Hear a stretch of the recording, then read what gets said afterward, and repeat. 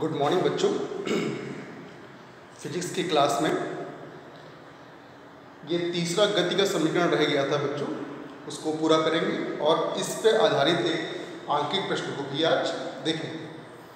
बच्चों, कल वीडियो में आपने गति संबंधित दो समीकरणों का अध्ययन किया था। एक v equal to u plus a t, दूसरा s equal to u t plus half a t square. बच्चों, आज आप तीसरी गति के समीकरण का अध्ययन करेंगे। आइए अध्ययन करते हैं। मान लें कि एक वस्तु है जिसका प्रारंभिक वेग u है, और जिस समय प्रारंभिक वेग u है उस समय का मान 0 है, अर्थात यात्रा यहीं से आरंभ मानी जा रही है, गति का अध्ययन यहीं से किया जा रहा है। t समय के पश्चात जब समय का मान t आता है बच्चों, तब यह पिंड s विस्थापन तय कर लेता है, और इस पिंड का त्वरण का वेग v हो जाता है, क्योंकि इस पर एक समान त्वरण a कार्य कर रहा है। जिस प्रकार इस चौक को छोड़ने पर इस चौक पर भी एक समान त्वरण कार्य करता है और इसका वेग धीमे धीमे आगे की ओर जाने पर बढ़ता जाता है। जो वस्तु त्वरण के अंतर्गत गति कर रही है उसका वेग समय के साथ साथ बढ़ना स्वाभाविक है, अनिवार्य है।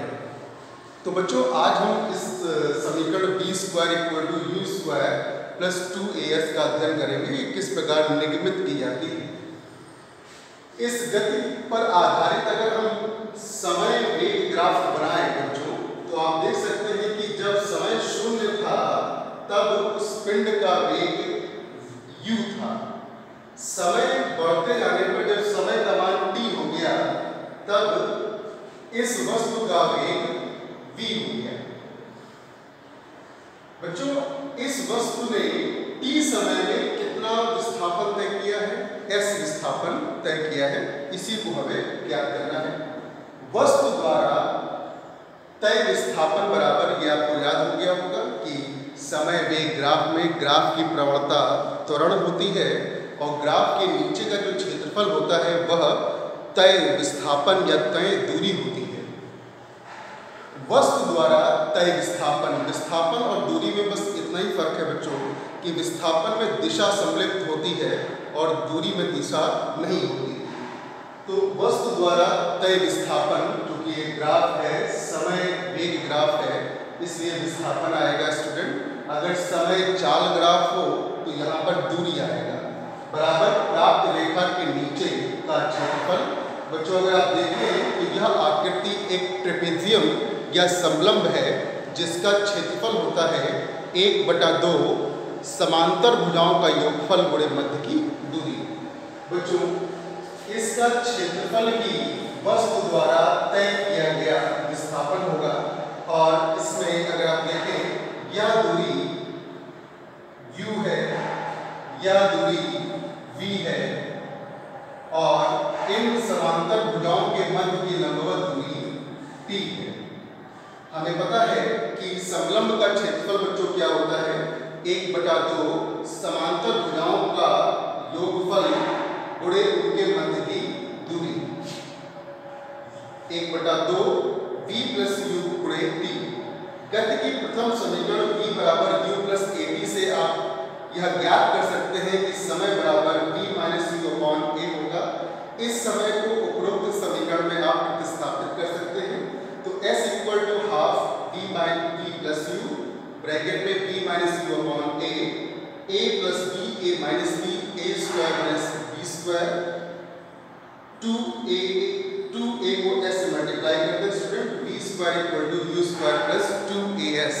यह तृतीय समीकरण है गति की, जिसका निगमन यहाँ पर इस प्रकार आप कर सकते हैं। बच्चों, एक छोटा सा न्यूमेरिकल है, इसका भी अध्ययन कर लें। दिया गया चित्र, यह चित्र दिया गया है, किसी कण के समय चाल। बच्चों देखिए, यहाँ पर समय वेग नहीं है, यहाँ समय चाल है। तो प्राप्त रेखा के नीचे का क्षेत्रफल तय दूरी कहलाएगा।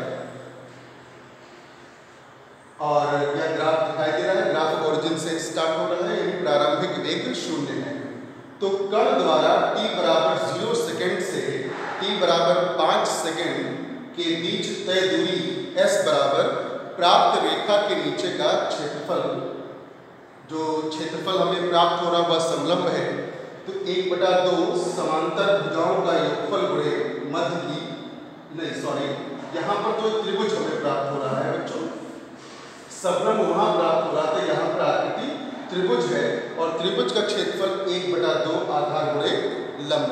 तो आधार स्टूडेंट देख सकते हैं A से लेके C तक आधार है और B से C यह जो दूरी है यह कितना आ रहा है 5। तो आप 5 रख करके 12.5 मीटर यहाँ पर प्राप्त कर सकते हैं।